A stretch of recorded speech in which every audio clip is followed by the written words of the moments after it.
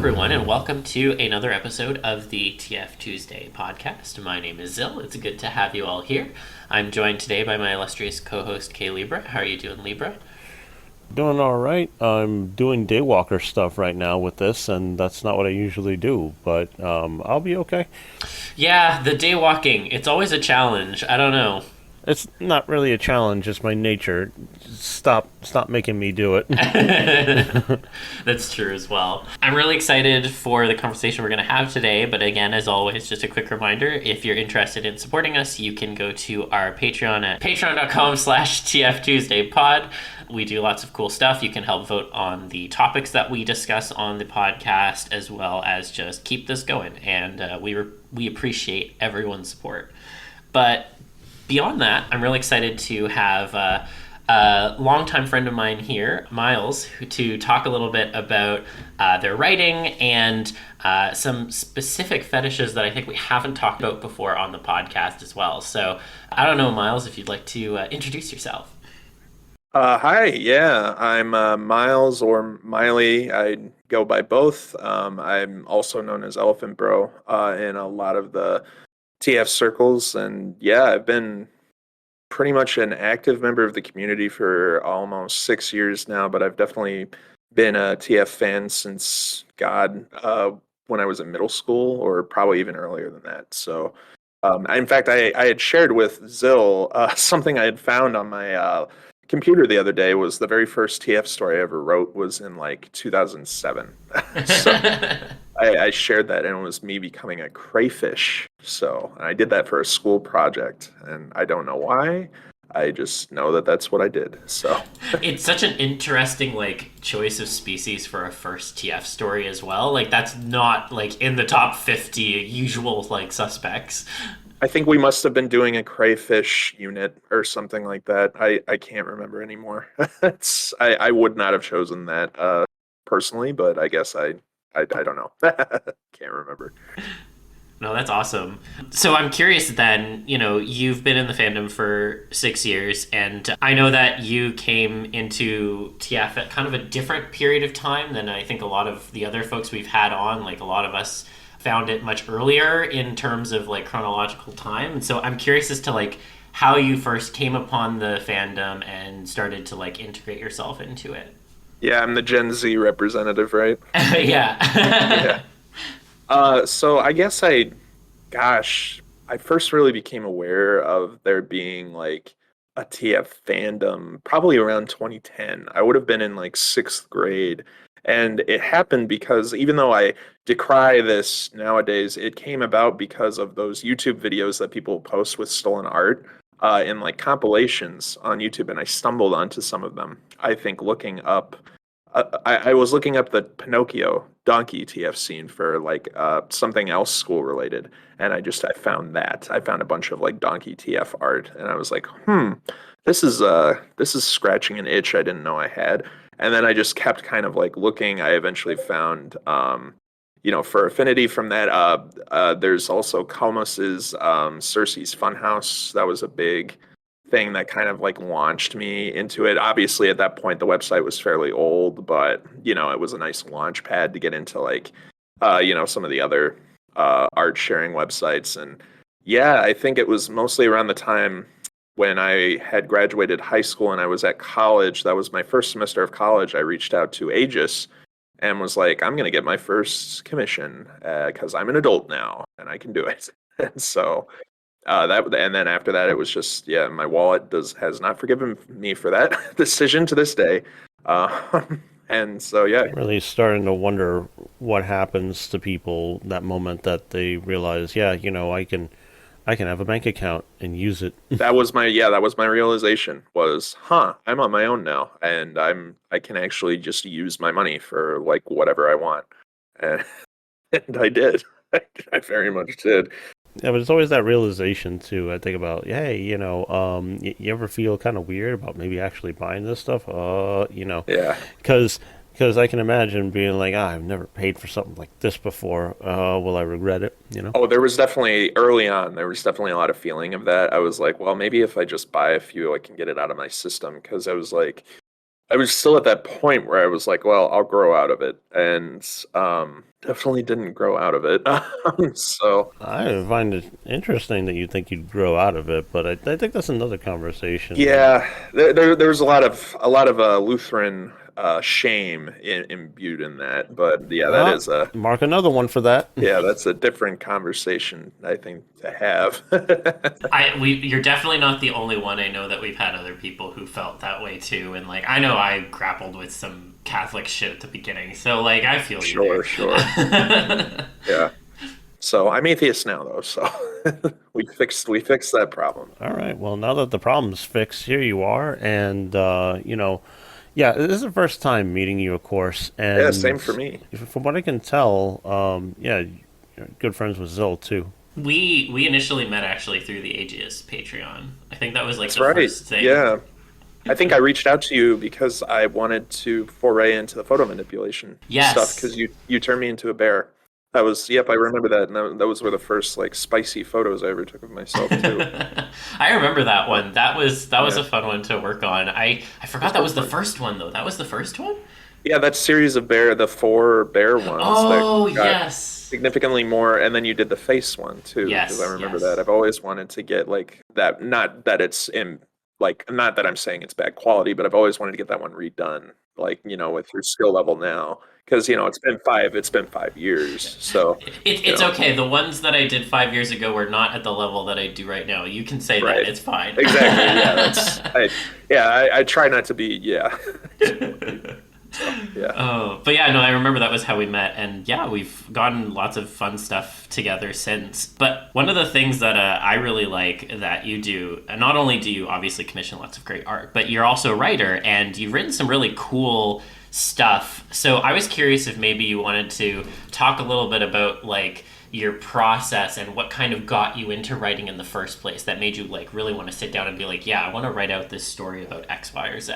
I first was like really getting into like fiction writing at a young age. Like when my grandparents had first gotten they got a computer before my parents did. So when I was like 6, so this would have been in like 2004, I remember we would go over to my grandparents' house and they'd watch us in the day during like the summertime. And I would open the Word documents and write little like fantasy stories, just like a 6-year-old drabble, like it wasn't anything like profound. But that really began my fight. And I was a big reader too. So I knew it's like, man, people write these things. And it's like goosebumps makes me feel things. And I wanted to be able to generate those feelings in someone else. And so I was like, well, at first I didn't obviously write any TF fiction at all. I kept it mostly to just like horror or sci-fi and stuff like that. And I did into like middle school and high school, I actually joined some like, writing contests and got some awards for, my fictional writing. I wrote a story about the JFK assassination, but then the twist was that it was Lee Harvey Oswald being forced to experience the assassination from the other side over and over and over again. Kind of like a sci-fi, yeah, that was my most awarded piece. I got like a first prize for a couple of things. I got published in my local school papers thing, and yeah, like our like literary magazine. And so yeah, that was fun. And then obviously when I got to college, then you start learning how to write those big ass papers, and I was like, I can probably use this to transition into my fiction writing too. And then I was like, what's the better way to practice fiction writing than just writing stuff that I've got in my head? And a lot of the stuff that I had in my head were these ideas for TF sequences that I wanted to commission. And so a lot of the first stuff that I was writing were like, these were ideas that I wanted to eventually do. Like, I think the first ones that I wrote were an elephant TF and a hippo TF. And I was like, these are ones that I eventually want to have turned into sequences. And that never obviously happened, but it did get me kind of on that ball rolling that this is an area that I can, put my ideas into instead of just art. So it doesn't have to be a visual medium, it can be a written medium.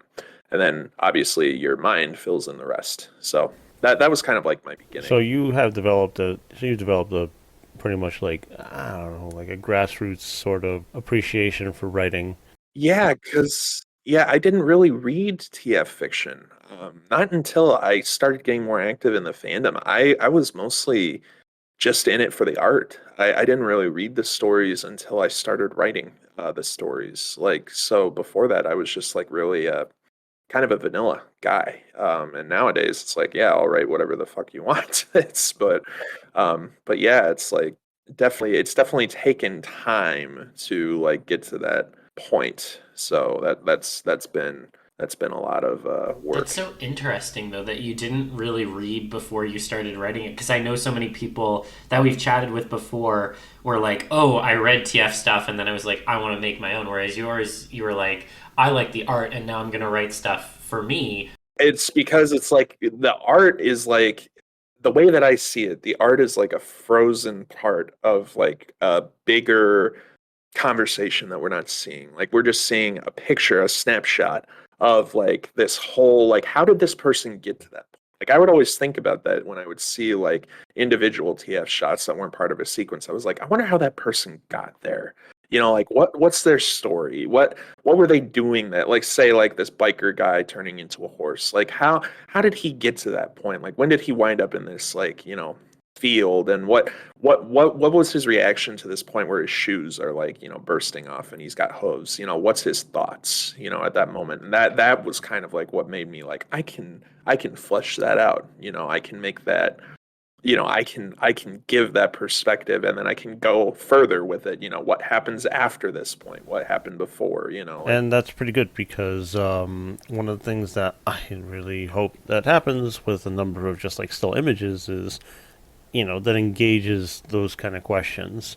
Whether you do anything or not with it is fine. I just like that the imagination can be stirred by an image. That's kind of the point of some of those things. Or at least you would think that your stuff may just get a reaction of some kind, like, oh, I never thought of that before. And then, you know, your brain can ricochet from one thing to another because that's what happens sometimes when I'm even just making something. I'm like, I would start to think about little scenarios, even though they don't really turn out to be much of anything. oh yeah, I get that all the time. I get like little tangents that go in my head and I might like figure out like a whole series of things out of it and then the next day it's gone. So unless I write it down, it's usually they just come and go. That's just one of the reasons to be able to create on a whim. Or at least to get those little bits down before you lose them. You can always come back to them, or just have like a dump. It's nice to have a little book of ideas where I could just, if I really wanted to, I could just pull from them. And I think that'd be good for anybody who's got a creative venture. So I'm curious then, you know, in terms of the process that you will kind of embark on when you sit down and you want to write a new piece, generally, how do you go about it? So usually what I do is and I do this for not just the ones that I write for myself, but obviously my commissions, which are open, by the way, wink, wink, nudge, nudge. Uh, so what I do is I'll sit down and I write up a quick outline based on, you know, the idea that I have. So like, let's say I'll just go with this horse TF, right? So it's like I know that the person or I want to do like a horse TF. They want this such and such character. I try to write an outline, 200 to 300 words about this is what the story beats I want to happen. You know, that link, like this is where he starts, this is where he's going. TF happens here. We get into the description. Climax is the end of the TF, and then the, you know, resolutions after that. And that outline I then take that and I'll put it into like a Word document, and I'll kind of separate it into the chunks, like the separate chunks that the outline makes up, and I will write different chunks first. Like usually I'll write the TF first. Like that's so like I get that whole process out of the way. I know that that's like the whole point of the person reading it, and I want to make sure it's good. And then everything else, like usually after that, I'll do the resolution, and then I kind of work backwards and go to the beginning, like before, you know, kind of like to figure out where do pieces fit in, so that I'm not just writing on like, you know, fumes, like that I'm not just making shit up as I go. Though sometimes I will admit, I do just like sit down and we'll just write the whole thing in like from beginning to end, and then I'll just do some like edits through, and then it's like, okay, there it is. But I generally try to follow that outline structure and then build up from there. And then after that, it's just, rereading through with edits. I usually do about 2 or 3 drafts and then call it good. So, Yeah, that makes sense to me. Not everything that you make needs to follow the same structure. And one good example of this, I'm not sure how many people know by now anyway, but it's fucking old. Seth Roths' theme, if anybody recognizes it or knows it, the composer for that song had never made a song that way before, in where he just made the music and just kind of moved the parts around into the place that he felt was best. And that's how you got like one of the most like known pieces of video game music. But the funny thing is that he never did that again. He only did it for that song. yeah, I mean, yeah, sometimes sometimes I'll agree with that. It's like there are just certain stories where it's like I've got to write it differently. Like I have to approach it differently because if I do it my normal way, it's not going to feel right.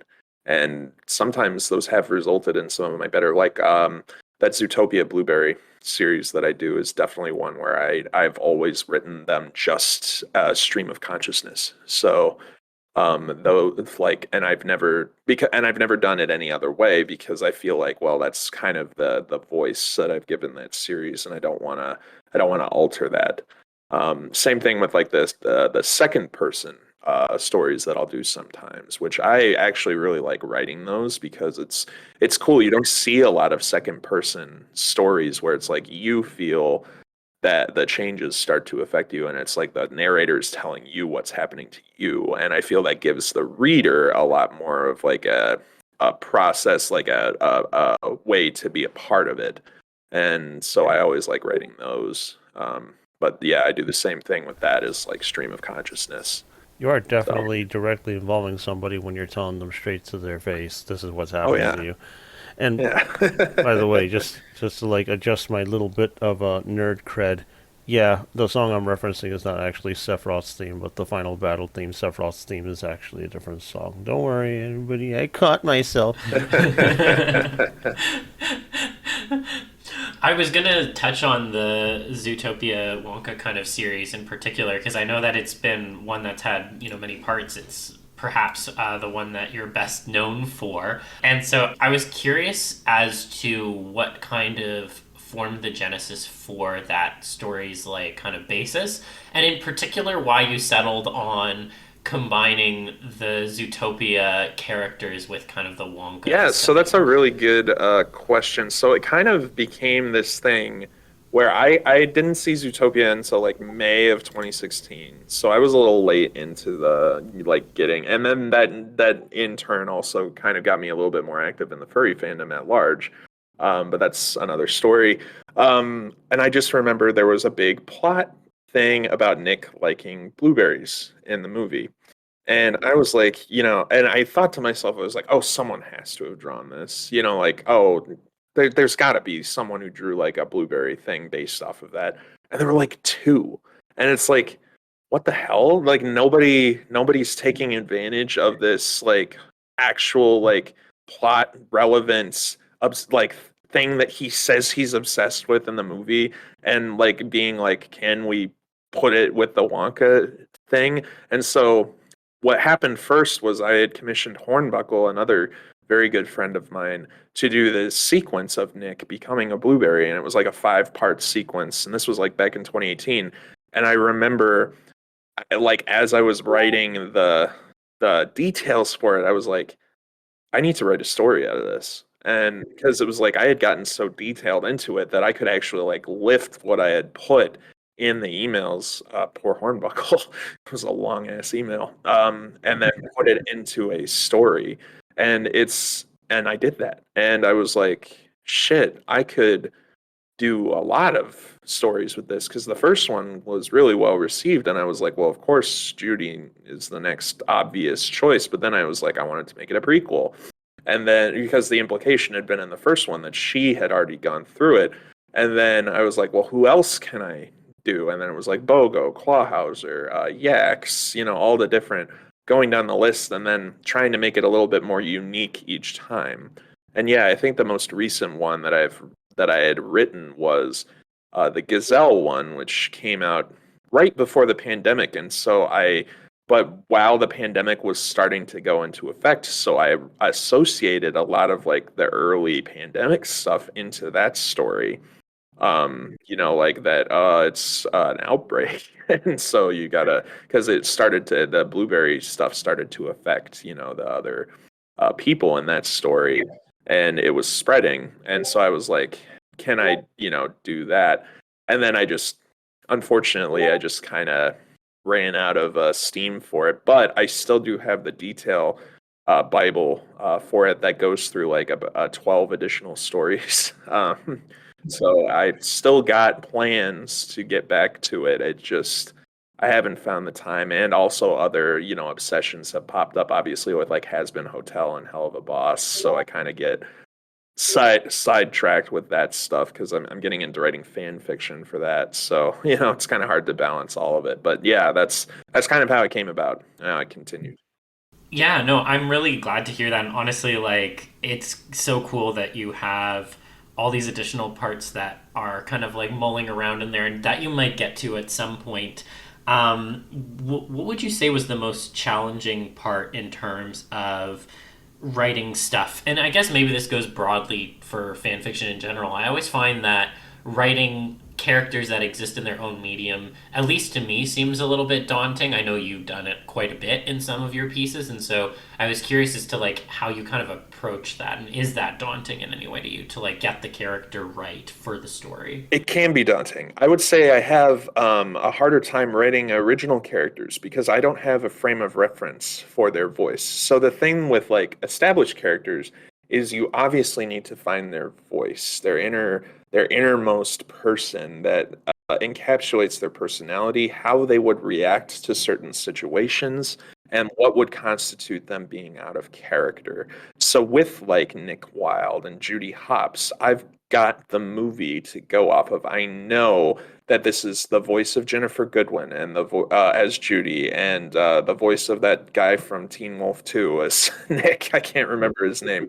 And so it's like, I can pull from just how they give their delivery of the lines, how their characters kind of snark, or how they, act, like, okay, I think that if this started happening to them, this is how Nick would react. And so like in my story, Nick kind of, obviously freaks out at first, but he eventually is like, it's actually not too bad. Like he doesn't really get super upset by it, which might be a little out of character, obviously, but since I doubt Disney would ever do this.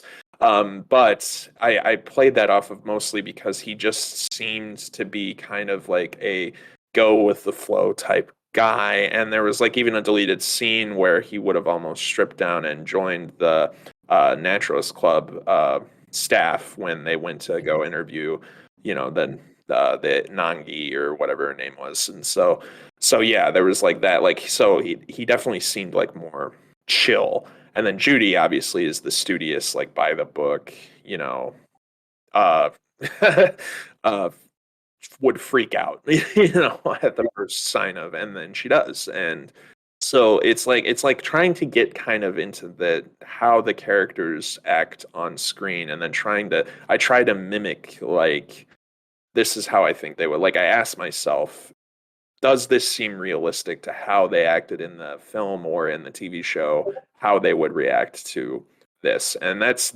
something I would recommend to anyone who's writing fiction with pre-established characters. You got to watch the show that you're writing about a lot. You've got to watch the thing to get that. And you need to look up, like, go to the fan wikis and read about, like, character interactions, or like friendships, uh, villains, like rivals, I mean, and like figure out like who this person is, and then start writing them. So that's how I approach it, and that's why it's hard with original characters, because usually all that exists is just a reference picture, and I have nothing else, and I just have to be like, okay, I'm just going to write this person how I am like taking them to look to act, and if it's wrong, then the commissioner will tell me. Obviously, with my own original characters, I know them best, so I can write those pretty well. But yeah, with the rest, it's like, kind of toss up. So Yeah, I would think that it's definitely tough, and that's why I wouldn't really want to write anybody's character unless they just gave me carte blanche to do whatever I wanted. I require like character details. I'm always like, if you're gonna do one of your OCs, you got to tell me what their personality is. Oh, like, yeah. you got to tell me how they would react if this happened to them. You need to tell me, not don't be coy about it. Don't be like, oh, they'll love it. It's like, how would they realistically react to like turning into an animal or becoming a blueberry or shit like that, because I need to know, so I can write it more accurately for you. So yeah, That would be a thing. But also, I think some people should just let writers do whatever the fuck they think, and get a surprise. It could be fun that way. yeah, no, yeah, for sure. Surprises are definitely, yeah. I like doing them because it's like it gives me freedom to kind of be like, all right, I'll do this and this, and we'll have it be like that. But then sometimes I will say there are commissioners who want a very specific thing to happen. Oh, I think You don't have to tell me yeah. any of that. Not at all. That's why I want the exception to be a little more common. Because when you're going to somebody for their writing style, or any kind of style for what they make, I want to see what they'll do.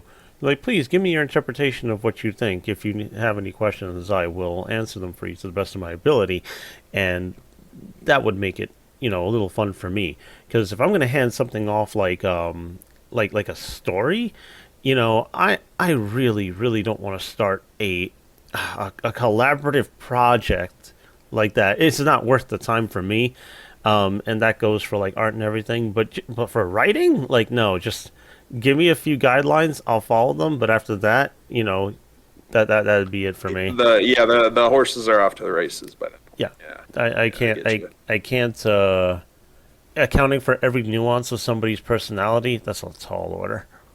Oh, sure. I'm curious as well then to know a little bit. So you've talked a little bit about writing fictional characters that already exist in media, the original characters, the kind of struggles that can come with that. When it comes to, I guess, bringing in specific items or like themes into your writing, are there any themes or traits that you really like integrating based on the characters in your work? Themes and traits. Yeah, I will try and adapt, like if it's like an original show, like so let's say Has Been Hotel or Hell of a Boss, because I am in the process of writing blueberry stuff for Hell of a Boss, kind of along the same lines as the Zootopia ones. It's kind of my remake, if you will.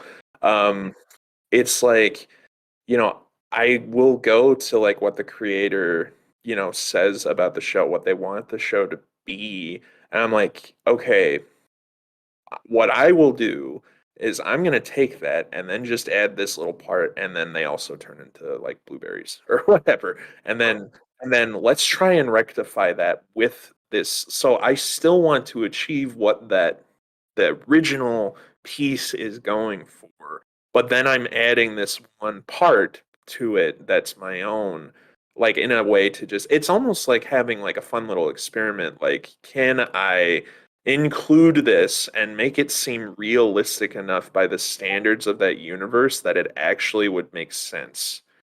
And if I can do that well enough, then those are usually the stories that wind up being really well received, because people will actually like, and then that's like why, I try to get the personalities so down, is because I want people to be like, well, no, Stolas wouldn't react to it this way. He wouldn't like this happening. I want people to say, huh, that's exactly how I would expect Stolas to react. And Stolas is a character in Hell of a Boss, if people aren't aware. Um, but yeah, so that's kind of like, I want, so yeah, themes and settings, I try to get as accurate to like what the original intention was as possible, and then just build off of that. And then the way that I follow it is like, well, this is the mutation, and that follows its own course that becomes its own fanon universe, that type of thing. And I think that's been happening since like, the days of the first fan fictions, Star Trek back in the 60s and 70s. I think there's a good, and I only know this because I've been recently watching the old Star Trek stuff, is there's like there are established fanon universes in Star Trek that split it into like 4 or 5 different ones that people still continue to write in that have been around since like the 60s, because they became so popular in the fan circles, that people were like adding onto it. And so I would love to be able to produce like an offshoot universe that would get that type of reception where people would write within it themselves their own stories. I would love that if I could achieve that someday. I think that would be my ultimate like success. But as for right now, I'm okay with being the only one, occupying my little niche universe and, adding to it. But yeah, so it's just a lot of fun to challenge myself that way. Yeah, I can imagine. But like, I do wonder. I get curious about the whole, trying to do the thing very accurately. Why not just go with, yeah, I like this, but let me just include these details. Let me make it so that in this universe, I will assume that these things that I have extrapolated are true and just write it. Because like even a pretty good example of this are the Resident Evil novelizations that were written a very long time ago, because they took all these characters, they took the scenarios, and they were accurate, added these other things, and it kind of layered things in a new and interesting way that you could be like, oh yes, this is exactly what happened in those games, but also there's this stuff, and it makes for a really compelling experience. You could call that pretty much official fan work, because they were novels. They were real novels that were published, with Capcom's knowledge and everything. So, I mean, like when I think of like fan stuff, I just kind of like rationalize it and go with it, and then just assume that, yeah, the rest of the universe just falls into this logic, and if you don't agree with it, then that's just not your perception. But then you also mentioned that you kind of hope to be somebody who who kind of affects everybody's perception about certain ideas or other stories. I mean, does that influence a lot of the stuff that you do? That's a really good question. Yeah, I think it does, because it's like, it's not that it's not like that I want to go like viral or anything. And at the end of the day, when I'm writing stuff like this with established characters, I'm obviously, not the creator of those characters. I don't own them. I didn't come Oh, but up that with doesn't them. matter. But it's like, I definitely, you know, yeah, I feel like like kind of what you were saying. I want people to kind of have that reaction, like, oh yeah, this definitely could have happened, with the character. I could definitely, and then with like this type of fetish stuff, it's like that's totally something that people don't tell, like, just offhand. You keep it to yourself. So would, Judy Hopps having a blueberry fetish be like something that could be realistic? Maybe not in the context of Disney, but in like the context of real world. I definitely think that there are people out there who you wouldn't expect would have certain, fetishes that wind up having them and then keep it to themselves, obviously. Like, I wouldn't begin to tell you how many TF people I've met just within the scientific community, which I'm a part of, and how many different scientists are like really into macro as well. Well, I mean, That's like a big thing. yeah, that's fine. It's just I think about like the restrictions we impose on ourselves, especially for this kind of stuff, is to really just like fit an ideal. If we wanted a certain way, that's what would make it fun. If we were to add all the realism of if we were to add all the realism or what the expectations of like a story or anything like that, you kind of box yourself. You could have fun with that, but only if you kind of intend to. If you're trying to follow some standards, that's why I thought that maybe you have like another goal, and why I mentioned, like, hey, are you trying to leave a mark? Yeah, I think I'd like to try and leave a mark. I think that's kind of like what I want to do is like, I want my writing to be well received. I want to be, well received by the fandoms that I'm in. Not out of a sense of, oh, I want to be famous type of thing, but mostly just because I want people to have a good time. I want people to like, when they see the story or they see an update to the story, they're like, "Oh shit, that's gonna be my afternoon." I'm gonna go read that. That I guess that's kind of like where I'm going with. If I could hit that, that would be the ultimate goal for me as a writer. Does that affect your satisfaction if you have a goal for a writer to pretty much impress yourself on other people? What about you? How do you feel about what you're doing? Because you are making this for you, right? Oh yeah, for sure. Yeah, I take a personal satisfaction out of a lot of the writing that I do, obviously. Um, yeah, I guess for me, if it's well received, I'll be happy. If it's not well received, I'll look at like what exactly people didn't like about it, and I'll work with that. Going down the line. Like what can I do better?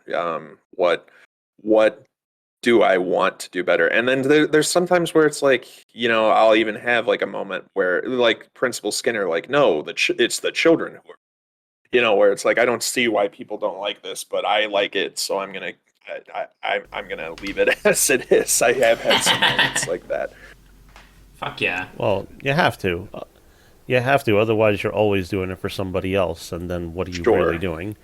Yeah. Right. Right. You got a very good point there. Yep. Yeah.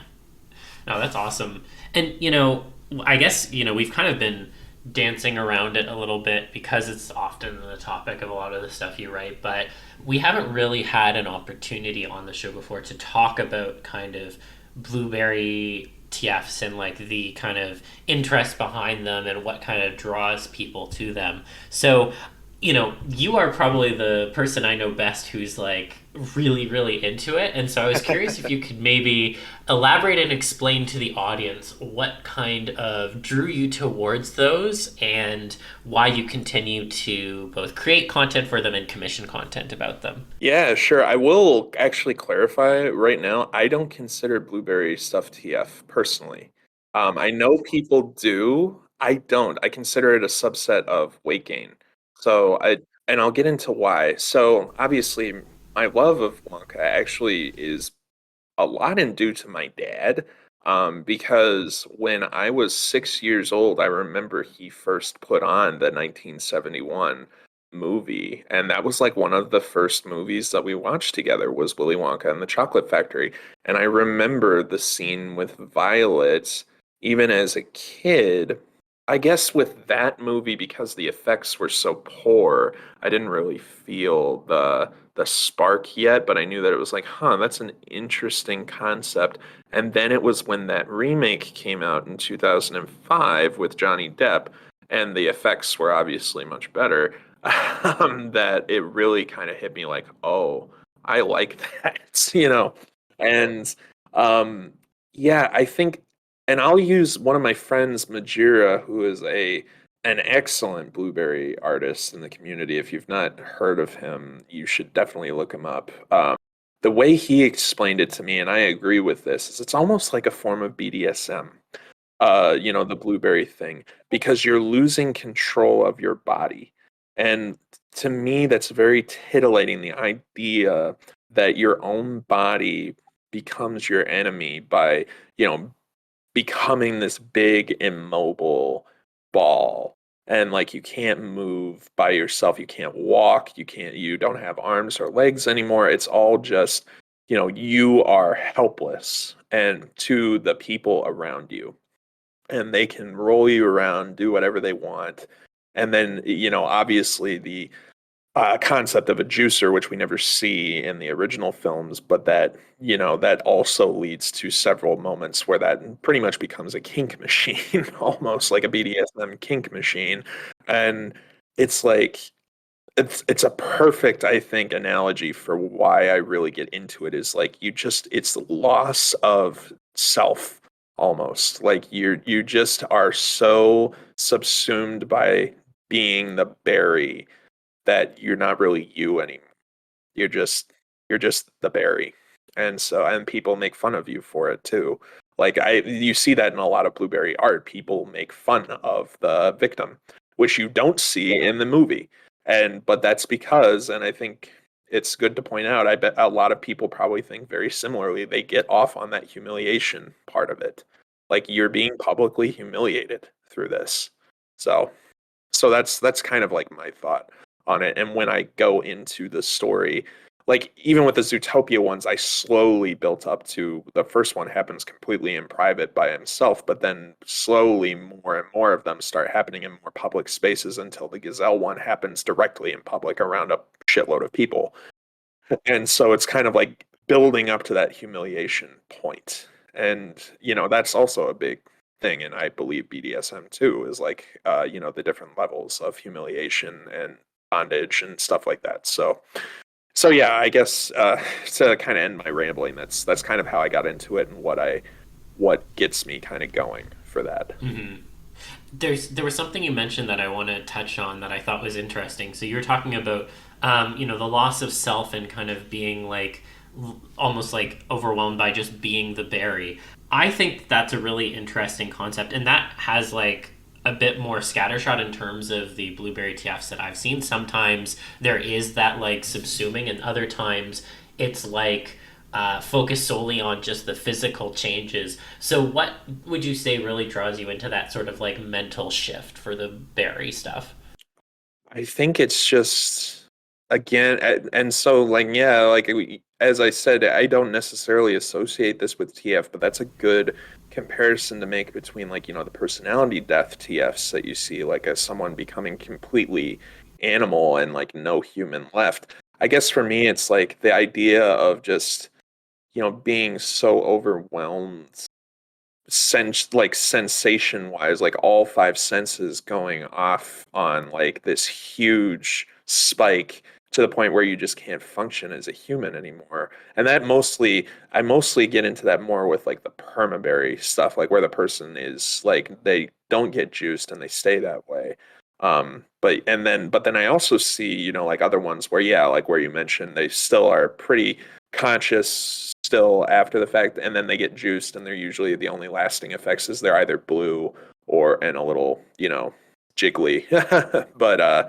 But then, yeah, I guess it's just I don't know. I think it's just kind of tantalizing to me the idea to just you know like to lose that you don't have any cares anymore. You don't have to worry about shit. You're just a berry. So I guess it's kind of like it kind of even like leads into like having a lot of the issues that people have to deal with day in and day out. Like what if you could just like lose all of that? And that's the appeal of the animal TF too. I mean that's like you don't have to deal with your human shit anymore because you're not a human. So yeah. Yep, that's like the most widely accepted thing. You could start to infer the tone when people are going for that kind of escapism, which yeah, sure, I get it. And also, like, I don't know, I think it's interesting that you find it not a form of transformation. I don't see any reason that it wouldn't fit that bill. I don't know why. I think it's because they're still technically human at the end of the day. Like I've seen some people go like really far in that, oh, they are just fruit. Like they actually just become a big fruit. But the way that I've always enjoyed it is like you're still technically human. It's just you're full of juice, If it's a and it's like technicality, then like yeah. like why aren't like primates and everything else, other primates, not technically human? I'm not gonna argue with the logic that you enjoy. I just think that it's an interesting way to go about it because would you consider muscle growth a transformation then or no? I would not, no. Oh yeah, why not? I consider that probably also another subset of weight gain. Because it's weight gain in the opposite direction. You can, and then you could like lose control of your body, and that could also be interpreted as a form of like bondage, even though you're not necessarily immobile unless you're literally like super hyper. But like you're not controlling the fact that you're gaining all the muscle, And I'm thinking to myself, hey, if you're not in control of that, that can also fall into it. Same as like, I don't know, being under the influence of something too. And it's like I think you could extrapolate a lot into that stuff. And that's why I was thinking to myself, well, I mean, people literally transform their bodies. That is another transformation, and that's why I'm thinking to myself that the fact that it doesn't fit, that like gaining weight, losing it, like your body is literally changing, and that's the definition of like a transformation. I guess for me, because, and this is probably because of how I got into the community, for me, I consider transformation to be becoming a different species. Like, I get that particular about it. And then, so if you're still human at the end of the day, for me, I don't consider that transformation. But I know, I'm sure other people do. I just, for me, it's like, when I think TF, I think animal stuff. Well, then you don't have to get into this now because this would get like incredibly philosophical. But then you have to think about what it means to be human, and does it count if the person is still a person inside? Because personhood and humanity would remain. Is about how much humanity remains? Is it that humanity remains at all? That's the kind of thing that I'm thinking about. I will actually answer that because I mentioned it in my my commission TOS that when I write TF, I go from uh, personality retention to personality death. And so by that I mean either from the scale of the person is still completely human in mind, just not body, to nope, they're just an animal now. Whatever the person was before is gone. I still would consider that TF because they are still not, at the end of the day, physically human anymore. So I guess that's for me, my, like, yeah, I know that there are people who would still consider, like, blueberry and muscle gain, like, I definitely could see, like, Bane, for instance, from Batman. I could see that being like more of a TF, thing when he gets all bulked up and stuff.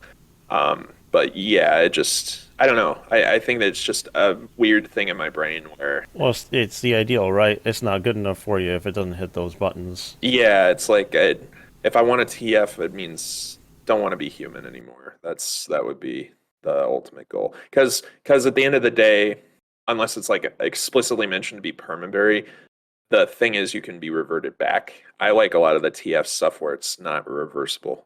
So there's that too.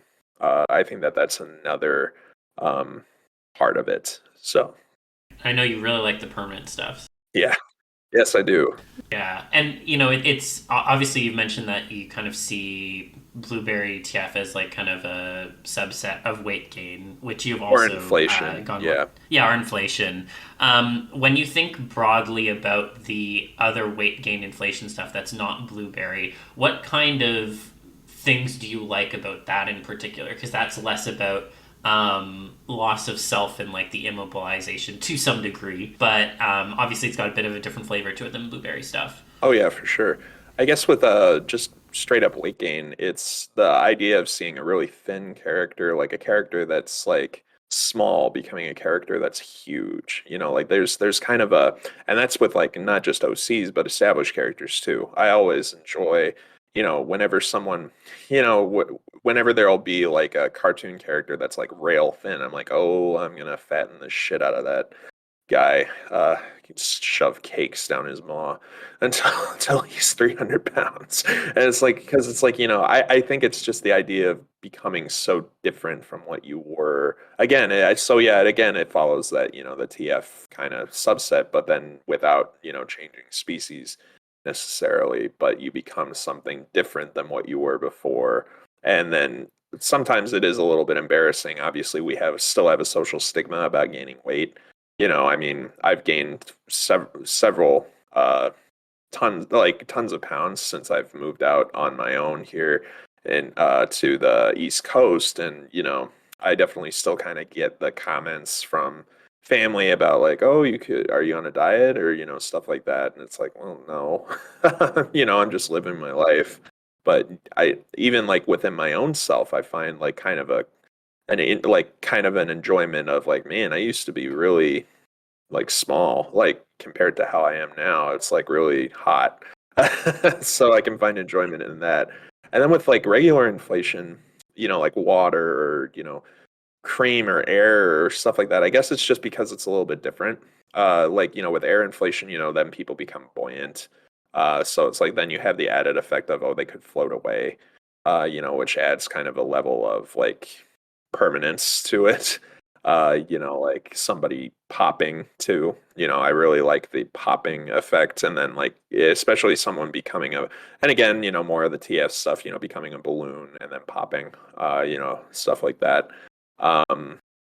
But yeah, and in fact, with the Zootopia stories, I'm actually the second stage of that, I was actually starting to get a little bit more into some of those more permanent ends with some of the characters, because there's one story where I was going to have Nick and Stu, Judy's dad, do the fizzy lifting drinks, and then they both turn into inanimate balloons. And then that's the end for them. And so that was like kind of on the docket to get to, because I really like that idea of like, like you said, the permanence of it. But then it's like, it is different than the blueberry stuff, because I guess it's just mostly because that can happen with anything. What's with Zootopia for you? You have a really strong affinity for it, so why that? Why not anything else? Because there's plenty of other things. I really fell in love with the characters, not necessarily the story, because cops, but I fell in love with the character. And so the funny thing is the current series will probably end with them quitting the ZPD, not just Judy and Nick, but also Bogo and Clawhauser, because I'd rather not write that, continually. But then I don't know. I guess it's just because it's the first kind of like, I know it's not the first, but for my generation at least, it's the first mainstream furry stuff that people are being like, exposed to. And it seems like they're getting a sequel. It's not furry stuff. None of that is furry stuff. The label gets applied to by people, but it's very easy label to apply. I mean, okay, I'll disagree a little bit, and I'll say why. I know that when they were actually like thinking about how to market the movie, they did like deliberately market it towards furries. Like they've talked, like the animators in particular have talked about that. That is a marketing strategy. It is not like a mission statement. Because the furry label was something that people made up for like a general for just like a general kind of like character design and like a few settings and themes. Furry is something that fans made. Now, because you got like a set of furry fans, now you can have furry content. But the stuff that comes up in media, at least in like, big media, stuff that has investments and like studios and stuff behind it, that doesn't necessarily make it furry, but it can be identified as such if the fans consider it. So if you bring it into something, then you can call it furry, but is it inherently furry? Not necessarily. So this is the splitting of the line between anthro and furry. What you're saying is you have a stronger delineation between the two. What I'm saying is like furry is like a general attitude that people can carry. You know what I mean? Because, like, who's going to call BoJack Horseman furry? You could, though. A lot of people would say that. Yeah, but, like, a lot of people also wouldn't even consider that. They're just like, oh, it's a setting with animals. Oh, sure. Like, normal, like, not affiliated people, yeah. Yeah, my parents don't know what furry means, yeah, but they've seen BoJack Horseman. But the thing is that I think that with certain... If some people really want to, they can carry a certain tone into what they make that will suddenly start to get people who aren't into it be like, what's the deal with that? I don't understand like what this fascination is. But like I don't know, people have been just using animals to tell stories for a really long time, and to anthropomorphize them is something that I don't know, we do a lot of that stuff. And to what degree it always varies. Like, we would talk about, like, what? Natural habitat? Or natural habitat? Oh, yeah. They do those amazing videos, yes. Yeah, those are, like, if you look at them, those characters aren't really furry, but they are anthropomorphized pretty heavily. It's just in a different way. Would you call it furry I content? consider those like that furry content like through and through, but Why? yeah, I think it's just I guess to touch on that one specifically, it just feels like the way it's been created and the way that the stories are told within the videos, it feels like it's coming from a furry mindset, and I That's don't really know if really I can. weird to me. I don't know. I don't know if I can pinpoint it further than that. It's got the I'm not vibes. familiar with the series, so I don't have an opinion. I'll have to share some with you later. They're really good. But I did want to circle back on something because you made a really interesting point. So obviously, you've talked about like, your interest in weight gain, and then also how that's kind of bumped up against real world stuff with your life and, how that's affected things. I'm curious then, obviously, there are a lot of people who are into weight change stuff who are already obviously much bigger. There's also people who are into weight gain who are, as you described before, like twig thin. Do you think that there's any kind of, I guess, issue with people who are thinner being into that, or do you think it's a fascination that can be readily accessed by I don't all? have any issues with thin people wanting to be fat. I mean, for a lot of people, it might be, they have a, problem with their immune system or, just their body doesn't, store weight very well. And I can definitely understand like you go to doctor's appointments and you hear almost the exact opposite of what I hear is like, oh, you got to be gaining weight. And, obviously they try and they try, but it just doesn't work. And then so the idea of just suddenly ballooning into this 500 pound, person that is you, but not really, um, just I can see the appeal of that. I think the only problem I'd have is when it fetishizes real people, like where fat people become the fetish. I don't want people to fetishize you know, myself, just because I am fat. I what's a good way You don't to want to kind be of objectified, explain is what this? you're saying. Yeah, I don't want to be objectified. It's like, yes, I am fat and I would like to be bigger. That's not my whole thing, though. Like, I like watching Star Trek and I like, collecting coins. Like, I have facets of my personality that are not related to this. So don't make it all about that. That is completely good and healthy. But if it is a part of your self actualization, it is a large part. It is the kind of thing that you want to present to other people. So you're getting an internal and external thing from that. So it is a big part of you.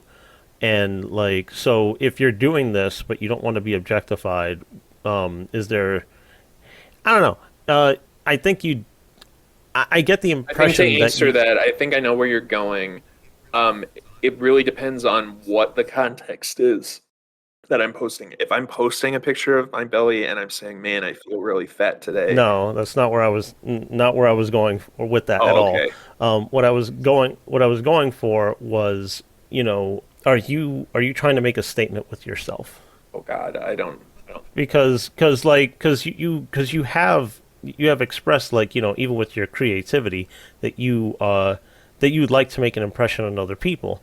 You said you'd like your body to be a certain way, and that, I don't know if you're trying to strive for it or not, but that you'd like it.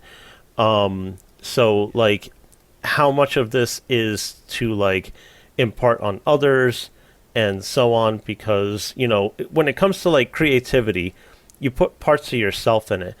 I definitely try to get, like, certain things across to people when I make it, and I hope that people would pick up on it. So I wondered if that was the same thing for you. Yeah, I guess if I'm trying to make a statement, it's just that, hey, fat people can enjoy being fat and wanting to be bigger, but then we also have other things going on too. So, we aren't just our bellies. So yeah, I guess if I'm making any type of statement, I guess that would be it. But outside of that, not really an overarching ramification type statement. So generally speaking, if you think that's not something you really, like, thought about now, or had, like, really, like, going on in your head with, sometimes thoughts about yourself or anything else. Yeah, no, not really. I Okay, just enjoy being myself and, wanting to be more. And yeah, that's fine. if other people enjoy it, great. If they don't, that's fine. People have got their own opinions. So I just don't want to be. I just don't want to be considered an object. You know. Well, yeah, I can understand that. I mean, it's the irony of like, a blueberry is pretty much considered an Oh, right. object. Yeah. Trust me, that's not lost on me at all. But yeah, in the real life context, it's different from the fantasy. Right. Oh, yeah, for sure.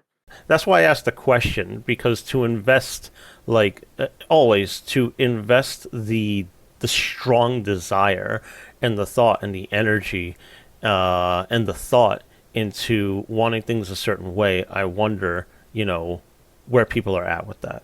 Because I Sure. know that, if I could get things the way I portray them, yeah, give it to me. Give it to me now. I like, oh, but doesn't that, like, I don't care. Just give it to me. Yeah. So we do have some audience questions that I'm excited to touch on because we actually have a great bunch this time. So the first question that I have comes from Patrick Coyote. And so Patrick Coyote asks, are there any TF or TF adjacent kinks or themes that you just don't get? Not something that you necessarily dislike or find abhorrent, just fundamentally don't understand them. I don't know who'd like to go first. I can go first. Upside down TF. I Oh, don't get okay. that. I really don't. It kind of creeps me out just a little bit. I just don't.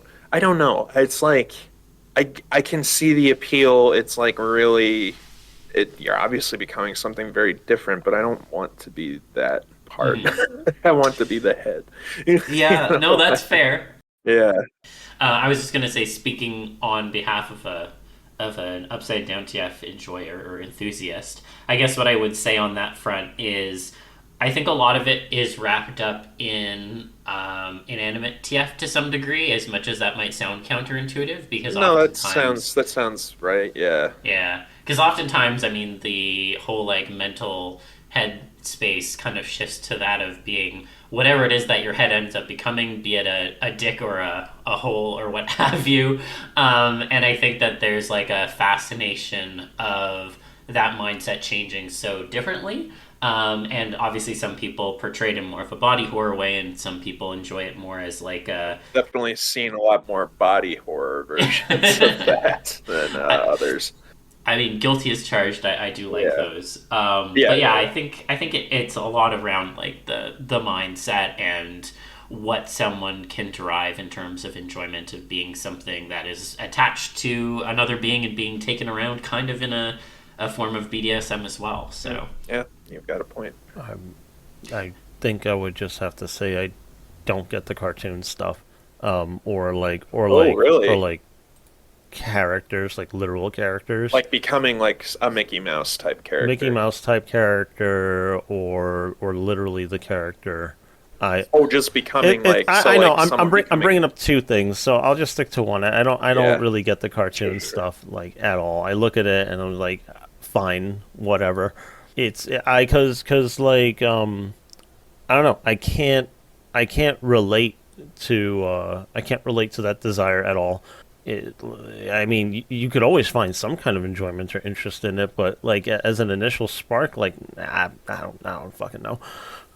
I guess for me, I enjoy it mostly because it's like I enjoy the ones where it's like you're still retaining your personality, but you're just the character now. But if I understand correctly, that's you might be including the personality change to the cartoon character in that. You ever see these YouTube cartoons called Blonick and Blonick 2? Yes. Yeah, that's what I think. I think about stuff like that in this instance too, Yukino Joe. Yeah. especially with Bluckles. That is one of the best things ever. I love that. Yeah. oh man, yeah. I think I mean, I think Miley, you kind of touched on it well, but yeah, I think for me, when it comes to like character and cartoon stuff, there's just that fascination of what it would be like to be in those scenarios as that character, and then it can depend on whether or not you have the personality stuff to go along with it. But Yeah.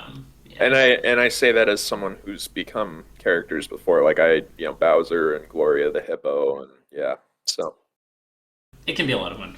Um, in terms of ones that I just don't get, this one was actually a bit hard for me to I'm think interested of. to hear what you would get. Yeah. Yeah, this one was a bit hard for me to come up with an answer because, as I've joked before, like I'm into like almost everything. I think the thing that I would mention is just age regression or age progression, like both of them. Oh, Um, yeah.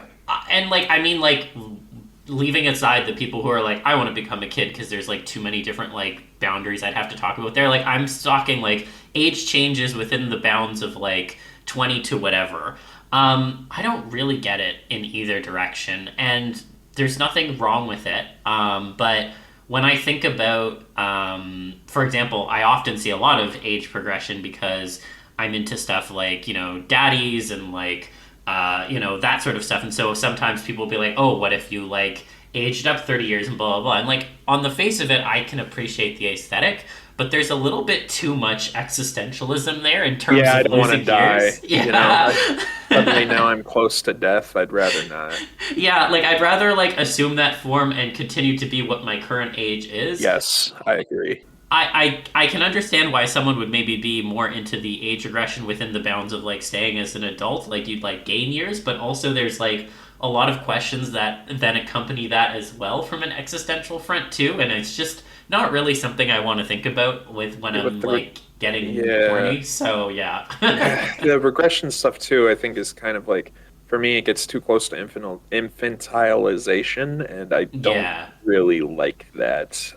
So for me, yeah, I avoid the age stuff myself. So I completely understand where you're coming There from. is only one thing I can think of when it comes to either of those things, and it's really like the fetishization of a conventional beauty. So when you get to see titties grow and it's like, oh, now that's a woman, and then that's where that can go. And then with just like, oh, you're old, but now you're pretty again because now all the loose stuff is tightening back up.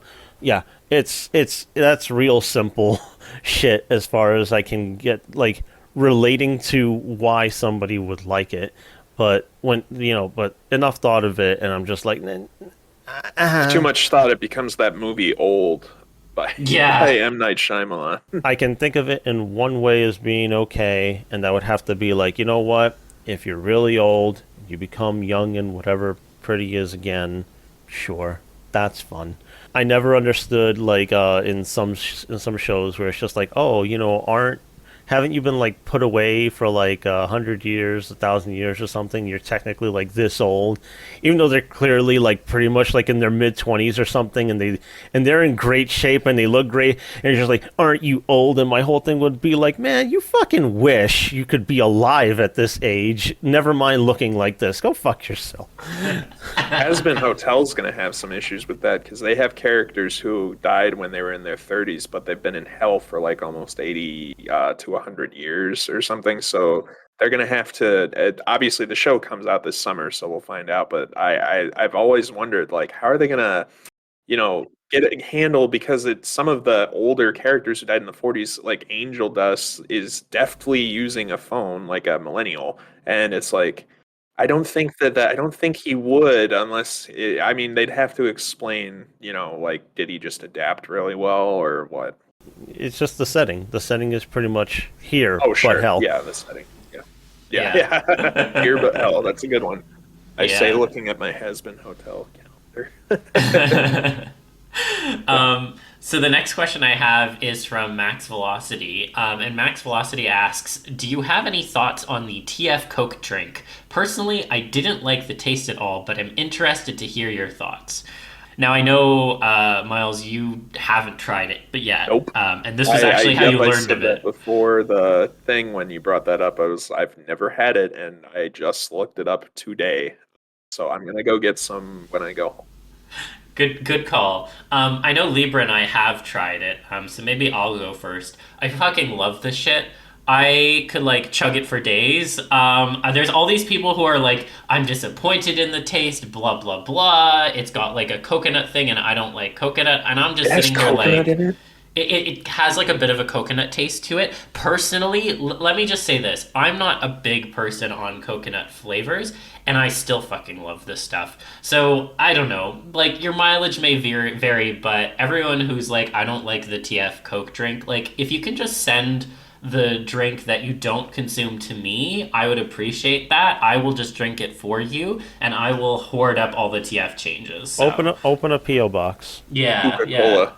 Aegis is probably going to sue them for taking his concept of Coca-Cola from them, especially since this is April. So I guess I'll get it on the way home, and we'll see if I can, send some progress pics from that. Uh, What do you think, Libra? I mean, it's fine. I think of like it reminds me of vanilla Coke, and vanilla Coke is perfectly enjoyable to me, and the transformation Coke is fine. It is perfectly enjoyable. It will get me to drink a Coke where I otherwise wouldn't. I don't drink. Yeah, I'm more Coke. of a Pepsi guy myself. I am a not cola guy. Here, Mountain Dew or Sprite. I mean, I don't drink a lot of sodas. You do like root beer. I like root beer. I used to really hate root beer, but no. I think people look at a flavor like transformation. I'm like, I recognize these flavors, so I'm not impressed. Like, I don't know what the fuck you think you wanted unless you wanted them to try to reproduce Dr. Pepper, which that could be an interesting experience. I think nobody quite understands how to reproduce Dr. Pepper except for the company. So I say if they wanted to do something actually like, allegedly transformative, please try recreating Dr. Pepper but Coke. You will have strong opinions, I think. Yeah, I guess I'd never noticed Dr. Pepper does kind of taste a little. It's kind of its own flavor. That's why Dr. Pepper tastes like Dr. Pepper, is. and that's it. It doesn't really taste like anything else. I can actually feel the taste on my. Nothing else tastes like it. Now I want a Dr. Pepper. So yeah, it's fine. Drink it, try it, get a kick out of your gimmick, sip a little, change a little. It turned me into somebody who would drink a Coke, and then I changed right back. Usually the only Coke that I will drink is from McDonald's because they always have the best. Yes. Oh my god, McDonald's Diet Coke is like king. I fucking love that shit. And that's like the only Diet Coke I'll ever drink too. I don't usually like Diet Coke because I think it tastes too much like the metal can when it's in the can, or if it's in the plastic bottle, it tastes kind of like the fountain sodas always taste different, often considered better. I would prefer something out of a can over a bottle, and I would prefer the fountain over both of those. Well, even Pepsi canned and bottled is still better than bottled and canned Coke, in my opinion. Like, I definitely the fountain Pepsi, obviously, I go for that every time. No, there's definitely a hierarchy in terms of how to consume them. I would say definitely a fountain drink is also superior. For Diet Coke, the bottle is better than the can, and for Diet Pepsi, the can is better than the bottle. Yeah, and the problem is I live in the South, so there is no Pepsi here, or at least you can't get it anywhere where there's fountain. so yeah, I just get Coke. And okay, so we have one last question, not related to diet soda, and this comes from Figer Fire. And so Figer Fire asks, "What has TF helped you process or overcome that surprised you? There's a common theme of body issues and positivity, but I'm curious about smaller or stranger ways it has affected you." It helped me realize I was gender fluid. That's a great answer. Yeah, I realized, because I was like, gosh, I think the first time I ever turned into.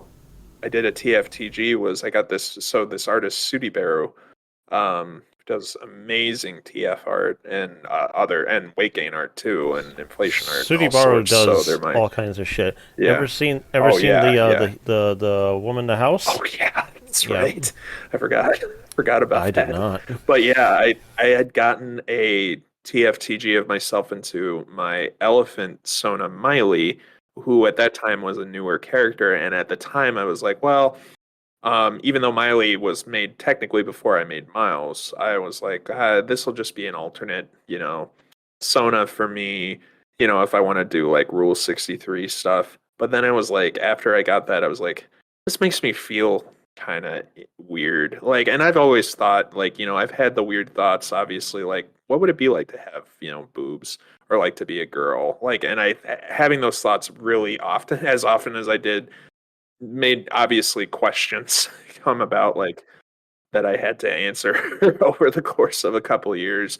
And then I came to the point where I was like, I feel really comfortable as both genders, and I kind of switch between the feelings of I feel more masculine some days, I feel more feminine other days. Sometimes it could happen in the same day, just between, and it's really hard to explain that, to obviously Joe Schmo on the street, and so I don't.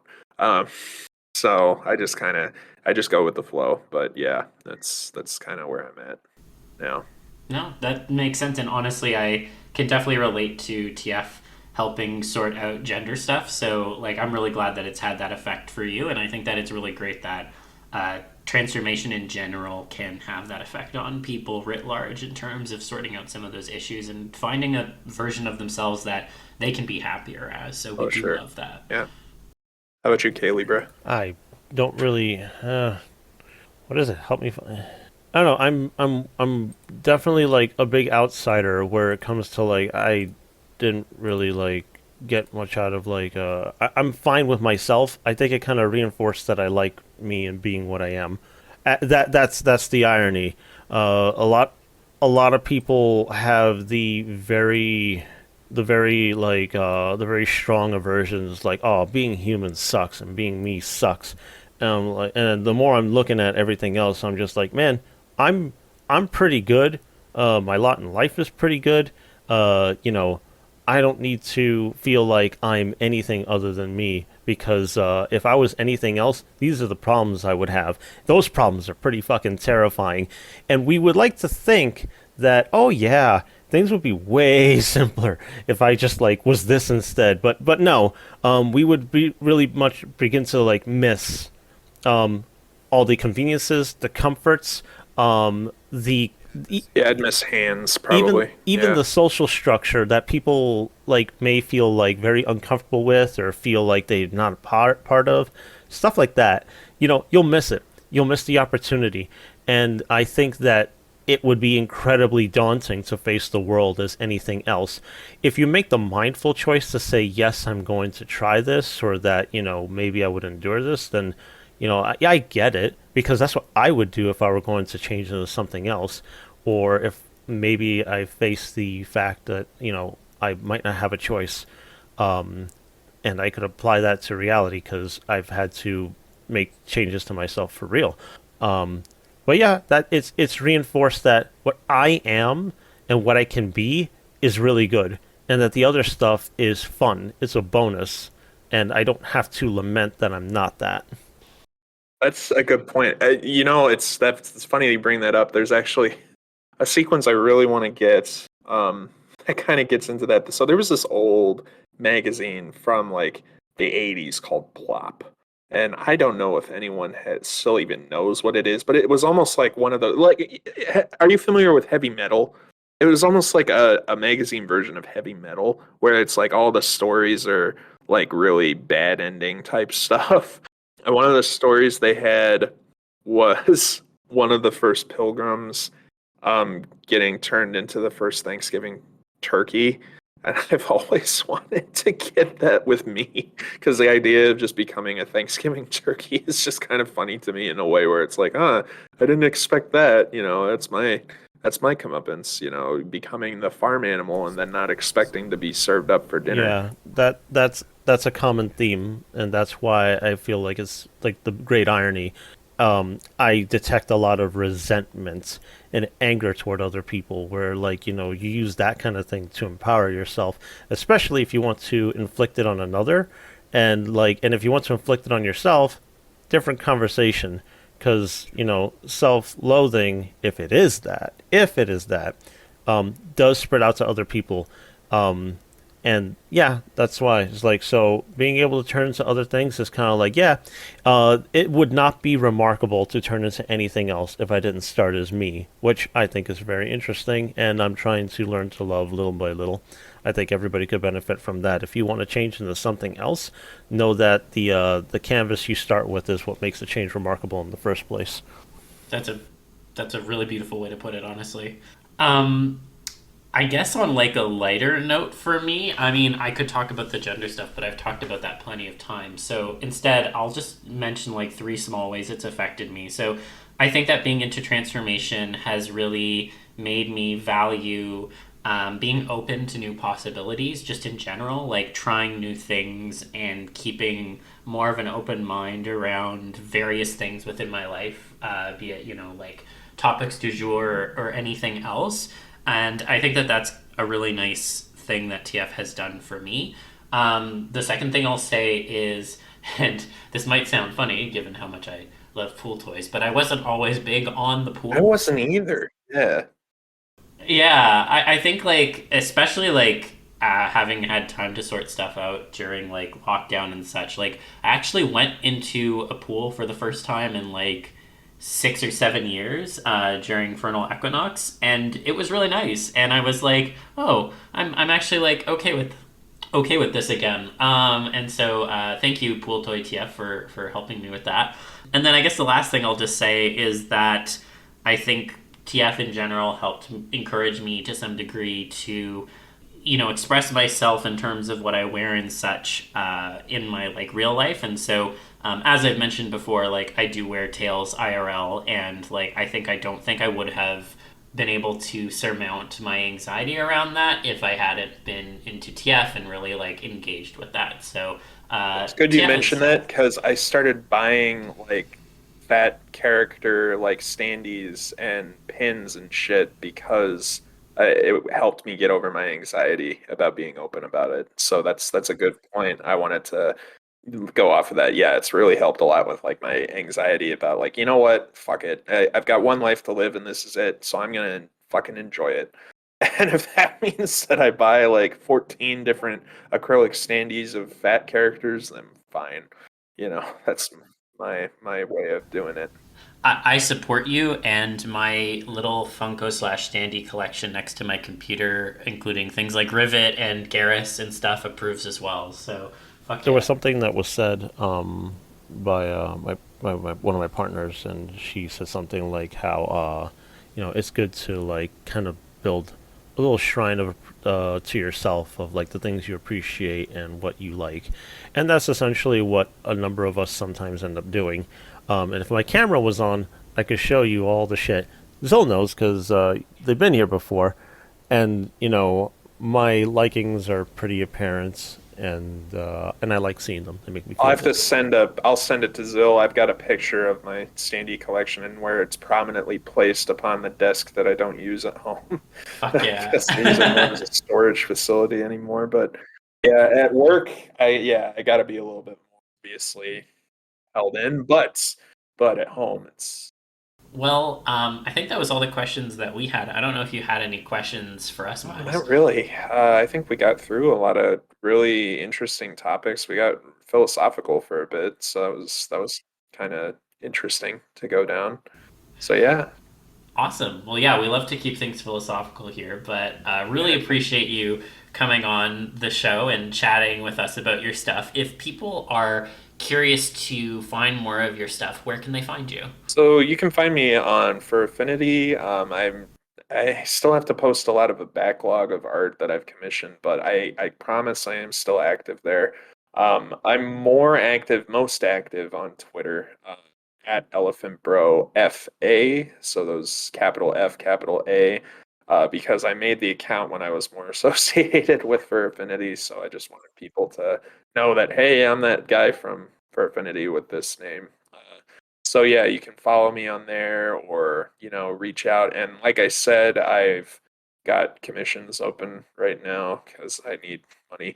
And so if you wanna get a slot, you can just I don't know if my DMs are open, but my notes on for Affinity are. And yeah, if you want to reach out and contact me, I would be up to it. So yeah.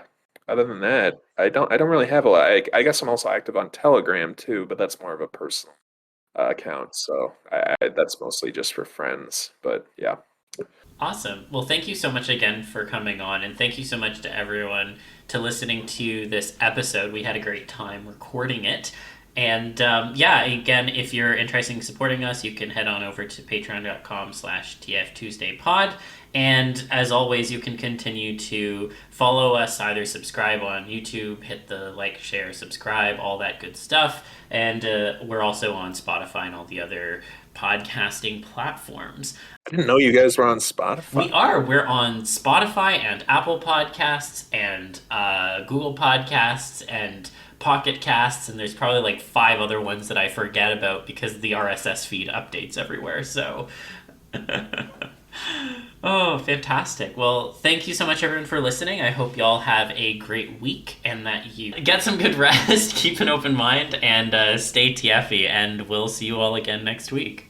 Appreciate yourselves. Yeah, thanks for having me.